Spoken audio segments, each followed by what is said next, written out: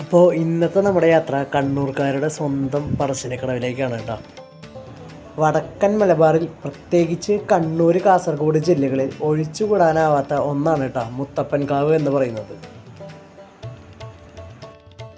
അപ്പോൾ ഈ മുത്തപ്പൻകാവുകളുടെ ആസ്ഥാനമായിട്ടാണ് ഈ കാണുന്ന പറശ്ശിനിക്കടവ് ക്ഷേത്രം സ്ഥിതി ചെയ്യുന്നത്. ഇതുപോലെ ഒരുപാട് സ്റ്റെപ്പുകൾ ഇറങ്ങിയിട്ട് വേണം പറശ്ശിനിക്കടവ് ബസ് സ്റ്റാൻഡിൽ നിന്നും ഈ അമ്പലത്തിലേക്ക് പോകാൻ. ഒരുപാട് സ്റ്റെപ്പുകൾ ഉണ്ടായിരുന്നു കേട്ടോ. അപ്പോൾ നമ്മൾ ഈ പോകുന്ന വഴി രണ്ട് സൈഡിലായിട്ട് ഒരുപാട് കച്ചവട കടകൾ കാണാം. ഇപ്പോൾ സമയം ഏകദേശം 11:30 മണിയായിട്ടുണ്ട് കേട്ടോ. അപ്പോൾ അത്യാവശ്യം തിരക്കുണ്ടായിരുന്നു. ഞങ്ങളിങ്ങനെ ഓരോ സ്റ്റെപ്പുകളായിട്ട് ഇറങ്ങി പോവാണ്. വളപ്പട്ടണം നദിയുടെ തീരത്തായിട്ടാണ് ഈ മുത്തപ്പൻ ക്ഷേത്രം സ്ഥിതി ചെയ്യുന്നത്.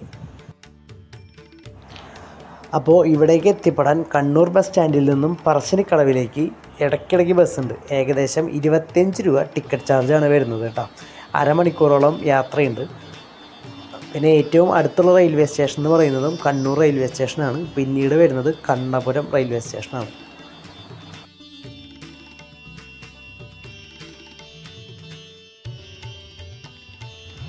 അങ്ങനെ കുറച്ച് ദൂരത്തെ നടത്തത്തിന് ശേഷം നമ്മൾ അമ്പലത്തിൻ്റെ പുറകിലായിട്ടാണ് എത്തുന്നത്.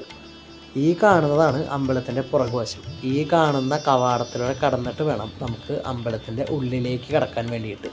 പല വീഡിയോസിനും നമ്മൾ കണ്ടു പരിചയമുള്ള ഒരു കവാടമാണ് ഈ കാണുന്നത്. അപ്പോൾ ഇവിടെ പ്രധാനമായിട്ട് എഴുതി വെച്ചിരിക്കുന്നത് രാത്രി 12 മണിക്കാണ് ഈ കവാടം അടയ്ക്കുക. 4 മണിക്ക്, പുലർച്ചെ 4 മണിക്ക് ഇത് തുറക്കും. അങ്ങനെ പറശ്ശിനി മടപ്പുര ശ്രീ മുത്തപ്പൻ ക്ഷേത്രത്തിലേക്ക് നമ്മൾ എത്തിയിരിക്കുകയാണ്. നമ്മുടെ വലതുഭാഗത്ത് കാണുന്ന ഈ ഒരു സ്ഥലമാണ് ഇവിടുത്തെ ഭക്ഷണശാല.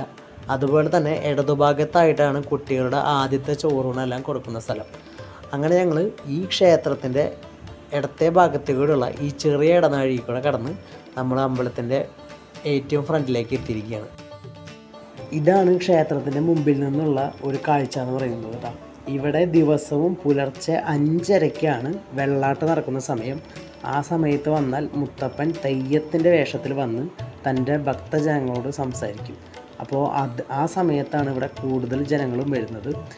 ക്ഷേത്രത്തിൻ്റെ ഉള്ളിലേക്ക് ക്യാമറ അലൗഡല്ല. അതുകൊണ്ട് തന്നെ നമ്മൾ പുറത്തുനിന്നുള്ള കാഴ്ചകൾ കൂടുതൽ ചിത്രീകരിച്ചിരിക്കുന്നത്. പിന്നെ ഇവിടെ കാണുന്ന മറ്റൊരു പ്രത്യേകതയാണ് നായ്ക്കൾ ഇഷ്ടംപോലെ നമുക്കിവിടെ കാണാൻ സാധിക്കും. നമ്മുടെ വളർത്തുമൃഗങ്ങളൊക്കെ ഇവിടെ കൊണ്ടുവന്ന് മുത്തപ്പൻ്റെ നിഗ്രഹമൊക്കെ മേടിക്കാൻ പറ്റും. മുത്തപ്പൻ്റെ സന്തത സഹചാരിയായിട്ടാണ് നായ്ക്കളെ കാണുന്നത്. അതുപോലെ തന്നെ ഭഗവാൻ ശിവനും ഭഗവാൻ വിഷ്ണുവുമാണ് ഇവിടെ മുത്തപ്പൻ്റെ രൂപത്തിൽ പ്രതിഷ്ഠിച്ചിട്ടുള്ളതെന്നാണ് മറ്റൊരു വിശ്വാസം. ഇവിടെ ജാതി, മത, ദേശ ഭേദമന്യേ എല്ലാവർക്കും വരാം.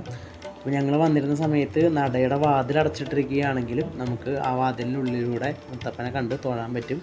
അപ്പോൾ ഇവിടെ 24 മണിക്കൂറും, അതായത് രാത്രി 12 മണി വരെ ദർശനം പറ്റും. പിന്നീട് പുലർച്ചെ 4 മണിക്കാണ് ദർശനം സാധ്യമാവുക.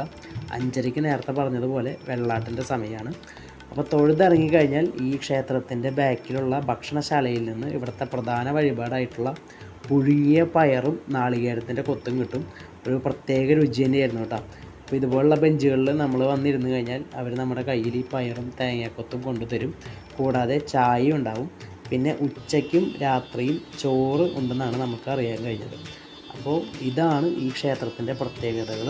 അപ്പോൾ ഇവിടെ വന്നിട്ടുള്ളവർ എന്തായാലും കമൻറ്റ് ചെയ്യാൻ മറക്കരുത്. അതുപോലെ നമ്മുടെ ചാനലൊന്ന് സബ്സ്ക്രൈബ് ചെയ്തോളൂ.